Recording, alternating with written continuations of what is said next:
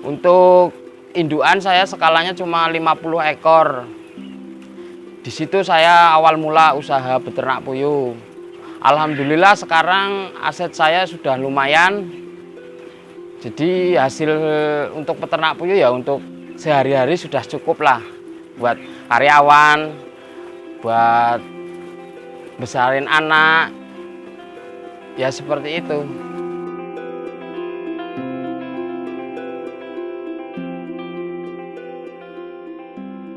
Assalamualaikum warahmatullahi wabarakatuh.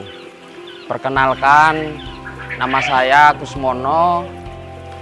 Saya adalah peternak burung puyuh dengan logo farmnya Elvano Oil Farm yang beralamat di Desa Onggopatran, RT 02 RW 38. Minat beternak puyuh dari keterampilan saya sendiri. Dulunya saya itu karyawan biasa, bekerja ngikut orang. Terus saya ada inisiatif ingin ngembangin. Saya merintis peternakan puyuh itu dari 2004. Sambil saya itu kerja di bandara jadi supir online, supir taksi online. Kenapa saya minat beternak puyuh? Karena saya sudah mencoba usaha yang lain. Dari usaha ayam, lele, terus bebek. Tapi hati saya itu sangat tertarik dengan peternakan puyuh. Entah kenapa ya jadi peternak puyuh itu rasanya nyaman gitu. Bisa kita sambil bekerja yang lain, masih bisa ternak, terus ibarat kita usaha skala kecil pun kayak misalkan kita udah berumah tangga, istri bisa bantu ngasih makan, kita masih bisa kerja di luar, nanti skala kita repot pekerjaan di rumah, kita bisa bantu istri untuk bersihin kotorannya. Karena beternak puyuh itu sangat mudah sekali. Nggak ada yang namanya beternak puyuh itu susah. Terus mitosnya itu kan puyuh mudah stres. Dan orang itu puyuh gampang kena penyakit. Sebenarnya tergantung kitanya. Kalau hati kita itu sudah senang dengan usaha itu, nanti kita jaga kebersihannya, jaga cara merawatnya, ngasih makan jangan sampai telat.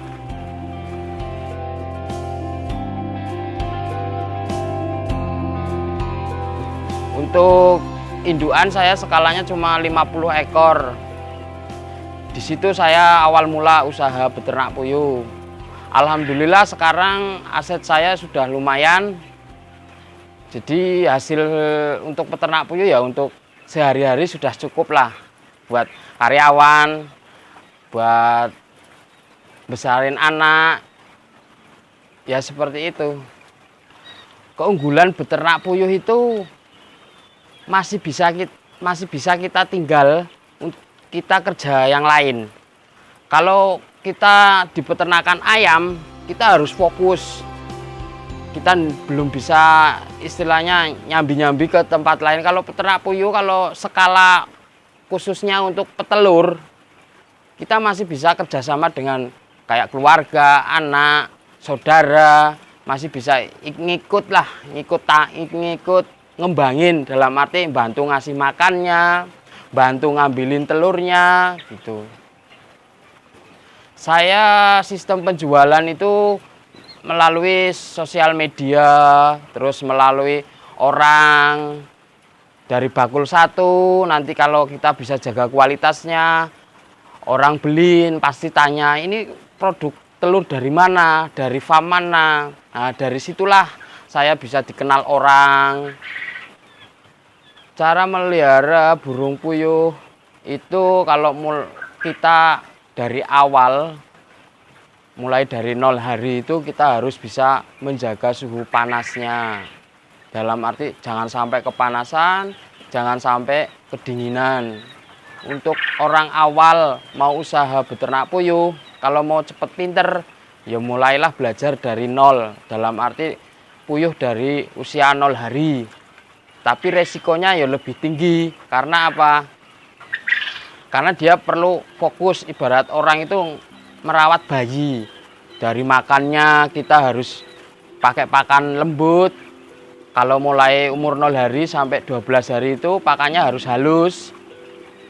Dari 0 hari sampai usia 12 hari kita harus fokus. Habis itu kita sudah agak nyantai karena dia nggak begitu butuh pemanas. Setelah itu kita harus bisa dipindah ke tempat lain. Kalau misalkan kandangnya cuma satu, ya kita harus pencarin. Jangan sampai kebanyakan, nanti pertumbuhannya kurang meracak, ibaratnya merata gitu. Ada yang besar, ada yang kecil gitu. Terus untuk perawatan, kalau kita mau bikin indukan itu harus kita tahu, harus punya mentor lah ibaratnya. Bisa, semua orang itu bisa kasih, ibaratnya bikin penetasan sendiri. Asal puyuh dikasih pejantan, nanti telurnya ditetesin itu bisa. Tapi kan eman, kita ndak tahu nanti setelah dia netes, nggak tahu mana yang jenis kelamin pejantan, mana yang jenis kelamin betina. Karena apa? Kita netesinnya asal. Tapi kalau kita sudah tahu ada mentornya, tahu cara penetasannya, terus kita belajar netesin, nanti kan otomatis kan kita dikasih tahu, ini loh, begini mas cara penetasannya. Dari mulai suhunya harus stabil, mulai dari 38, nanti setelah mau usia 14 hari itu suhu harus 39 karena dia butuh hangat untuk mecah telurnya.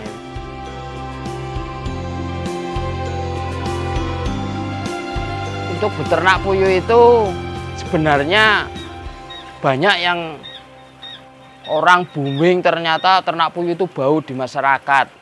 Sebenarnya ternak puyuh itu enggak bau. Menurut saya sendiri karena saya pelakunya usaha peternak puyuh.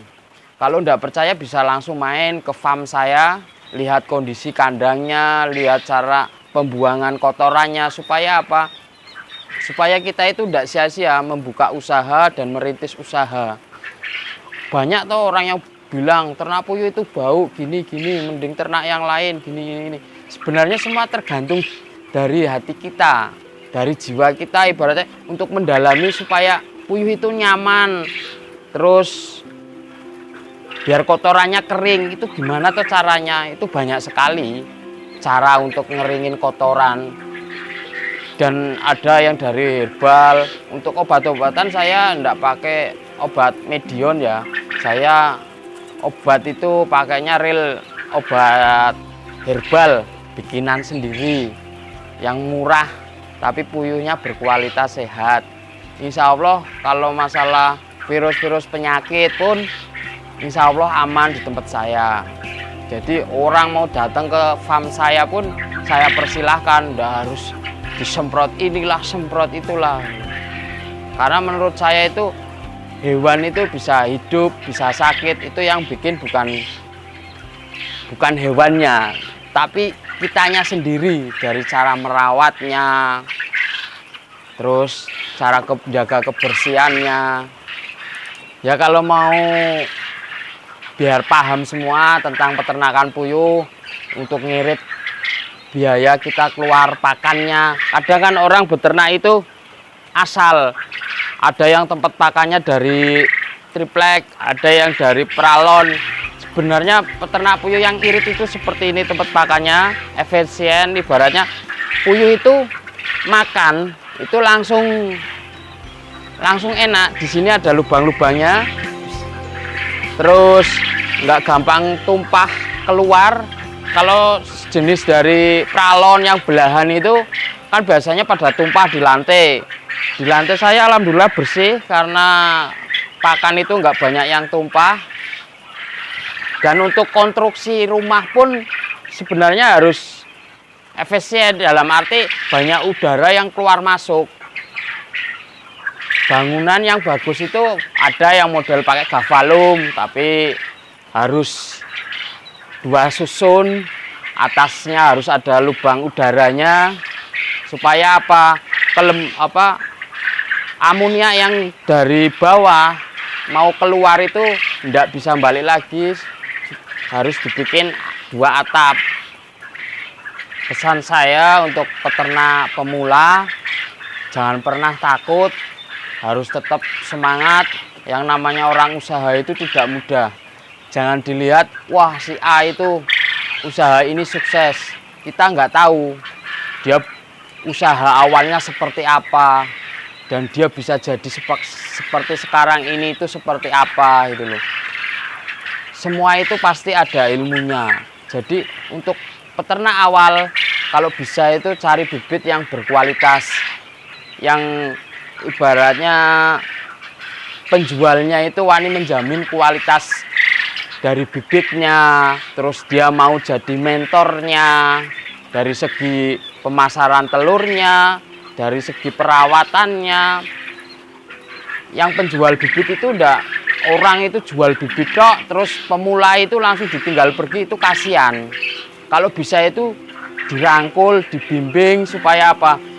Peternak baru itu bisa berkembang, akhirnya bisa buat sambilan bantu perekonomiannya suami. Karena apa? Suami masih bisa kerja yang lain.